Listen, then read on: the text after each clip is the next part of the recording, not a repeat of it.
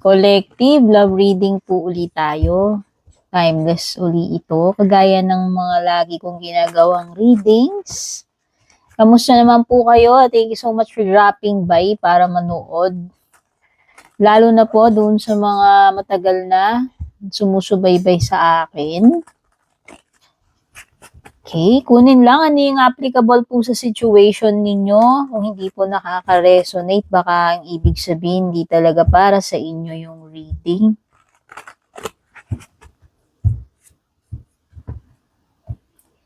So, yung mga energies na lilitaw sa cards, pwedeng tutukuyin dyan energy mo, energy ng person na kakonect mo. So, let's try to check ano yung energies right now nitong person mo. Kung kailan mo man mapanood ito or napapanood. Okay? So, check muna natin ano muna yung iniisip nitong person na to. Person on your mind, person na kakonect mo, ano man yung connection nyo, relationship ninyo. Siyempre, in a romantic way. Wheel of Fortune. Tapos, kumuha tayo ng ano yung feelings niya right now. You have the Two of Wands. Ano yung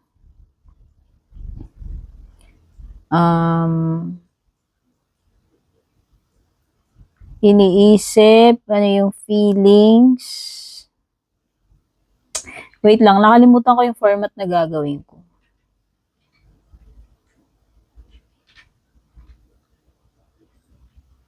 Ano yung intention? Ano yung pinaplano niya? And then, ano yung next action niya, if ever? Sa bottom ng deck natin, meron tayong World card. Reversed. So right now, yung mga signs na lumilitaw dito sa cards, meron mang kaugnayan ito sa'yo o sa person na kakonect mo. Merong mga fire signs dito, no? May Aries, Leo, Sagittarius. Meron din namang water signs or air signs. Kung hindi alam kung anong water signs, Cancer, Scorpio, Pisces, Air, Gemini, Libra, Aquarius.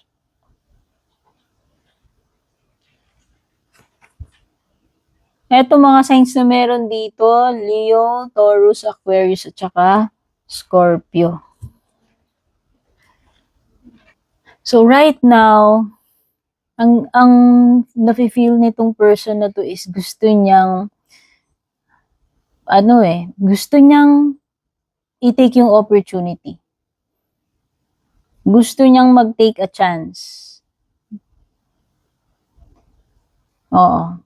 Or maybe gusto niya uling magkaroon ng new beginning. Yun yung nafe-feel ko dito sa Wheel of Fortune, no?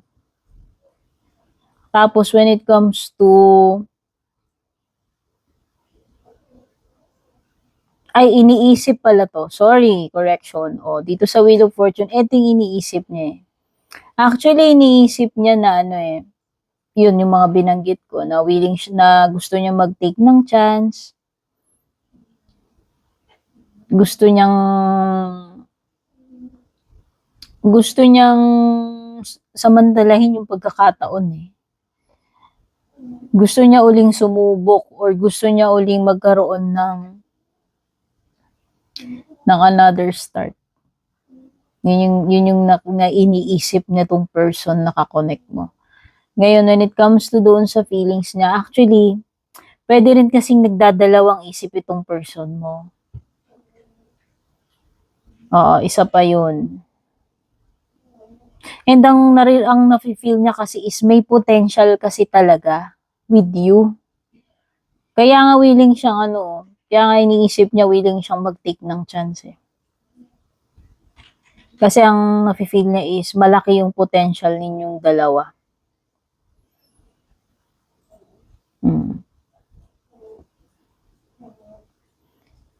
Yun yung, and pagdating naman sa intention niya,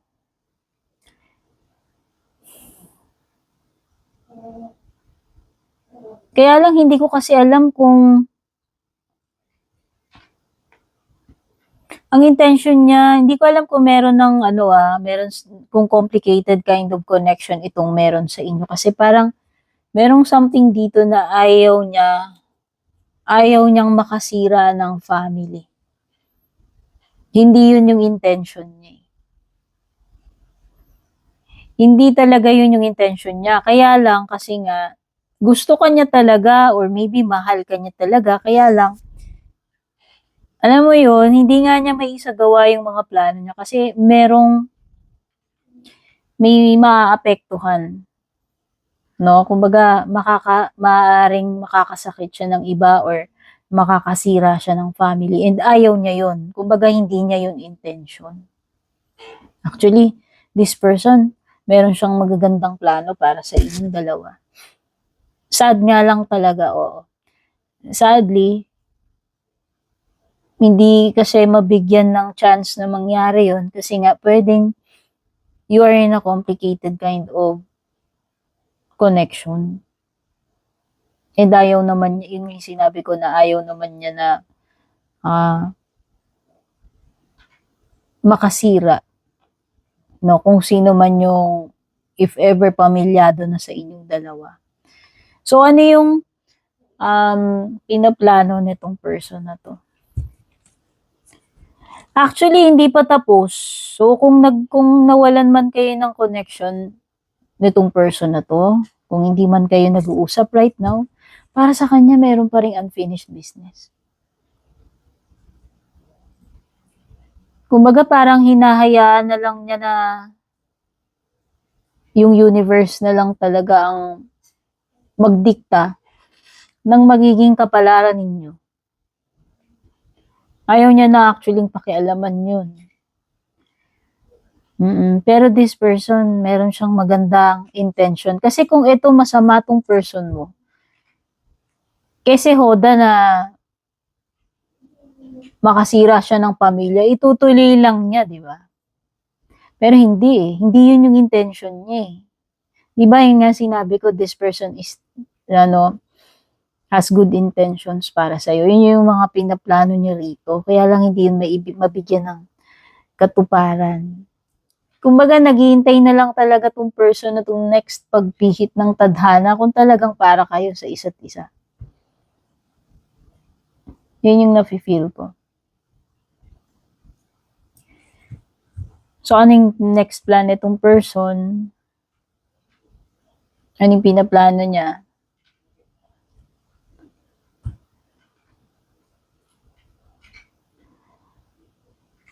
Actually, this person is willing to wait, kung tatanungin. And, ang binabasa natin ngayon is yung energy niya ngayon eh. So, right now, nandun pa siya sa point na hindi pa rin naman siya sumusuko. Oo, pero ayaw niyang ipilit kung talagang hindi uubra sa ngayon. Ganon siya, ganon kalinis yung puso niya actually. Yun yung nafe-feel kong energy. Oo, kahit na nasasaktan siya, nahihirapan siya, this person is willing to sacrifice. No? So, feeling ko lang maghihintay pa tong person na to. Ano man yung next na plano niya, na kahit mahirap yan, kahit nahirapan na siya, hanggat alam mo yon, makakapaghintay siya. Kung hanggang saan niya may stretch yung paghihintay niya, yung patience niya, siguro gano'n na lang. Siguro yun yung napagdesisyonan niya, naisip niya. Okay, so yun yung plano niya. So, kumbaga, how far yung mararating ng feelings niya, ng paghihintay niya, pag-intindi niya, hanggang doon. Pero syempre, 'di ba, hindi natin masasabi 'yon kung hanggang kailan 'yon. Kasi siya lang naman ang nakakaalam noon and makaka-feel noon kung hanggang kailan siya maghihintay. Okay? Oo, pero this person, ang ganda ng ano niya. Nakita ko yung ano niya nakita ko na maganda ang intention niya. So, anong next action niya with the Ace of Swords?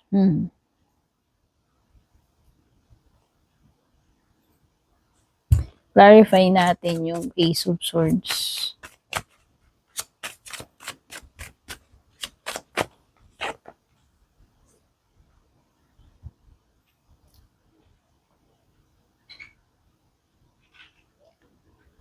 Okay. So, ganun ka-good itong person na to na kahit na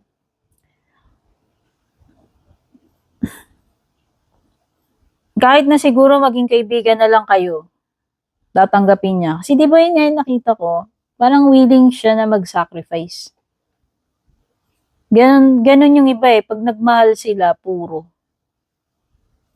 Unconditional. Ayan, okay na lang. Kasi, para sa kanya, iintindihin na lang niya. Kung talagang hindi pwede sa panahon na to, sa buhay na to. O, kasi nagtagpo kayo, siguro wrong timing eh. No? So, nakikita ko, pero this person is also open. Kumbaga kung ano yung darating eh. Kung ano yung darating sa kanya eh. Magiging open siya dun. Pero ano yung possibility sa inyong dalawa, no? So, kung mag-iba pihit ng kung mag-iba yung pihit ng mga pangyayari, sabi ko nga hanggang kailan siya makakapaghintay is maghihintay siya. Pero who knows, hindi naman natin masasabi kung hanggang kailan yun. So, this person is also willing na open siya na meron din siyang mamit na iba. And kung magiging magkaibigan na lang talaga kayo, and hanggang doon na lang, is, sa tingin ko, tanggap din naman niya yun.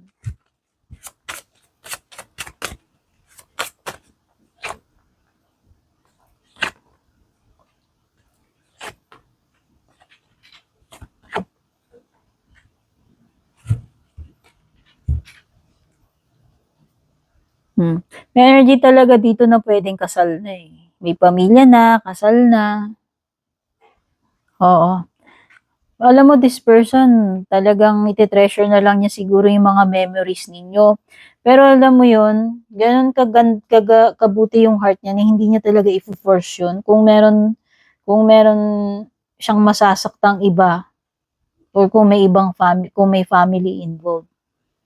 No?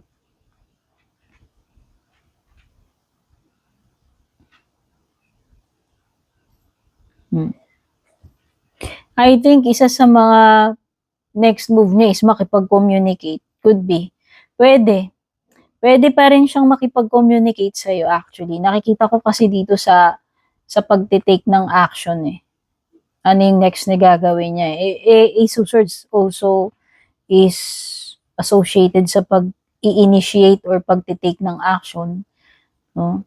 So sa tingin ko, maybe this person's intention or next move is to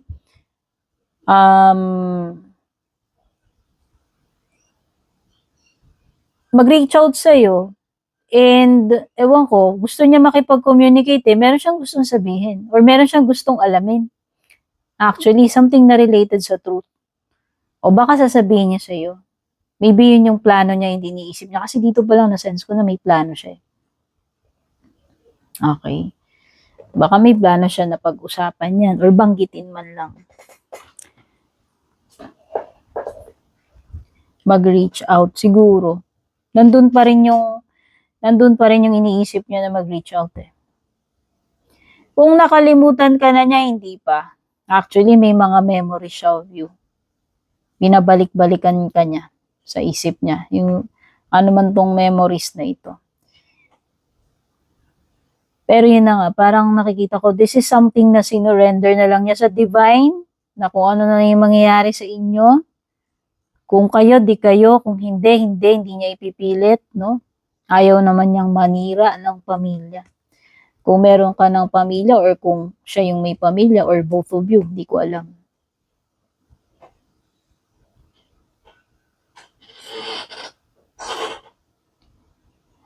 Oo, okay. So, yun na, whichever comes first, yun nakikita ko eh.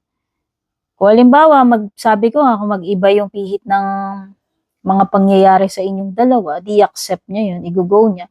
Pero kung meron din namang ibang darating sa buhay niya, open siya. Okay, hindi rin naman kasi siya pwedeng maghintay forever din, if ever, no? Kung sakasakali. And sa tingin ko, wala rin sa vocabulary niya na Maghihintay siya forever na single dahil lang sa'yo. Kung paano kung sobrang tagal. 'Di ba? So, para kasi sa kanya, alanganin, walang kasiguraduhan. Pero kung titignan naman natin yung intention niya, no? Malinis ang intention niya sa'yo. Kasi kung masama to, halimbawa may asawa ka na, may jowa ka na, kasi kahit na masira na yung pamilya mo, wala siyang pake. Diba? Hindi eh. Ang ganda nung nakita kong niya intention niya eh.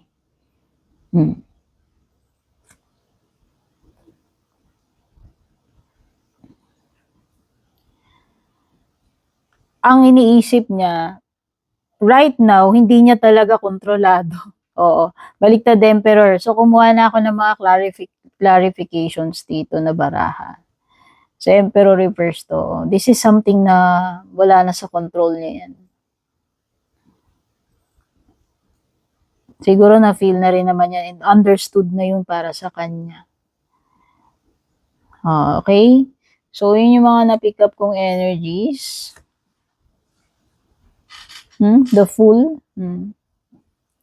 Itong person na to is still open doon sa mga possibilities sa'yo and yung mga pwedeng dumating sa kanya kung ano man yung mga darating sa kanya. Yun nga yung sa tingin kong parang napag-isipan niya or napag-desisyon na. By the way, Ace of Swords, pwedeng napag-desisyon na niya yan.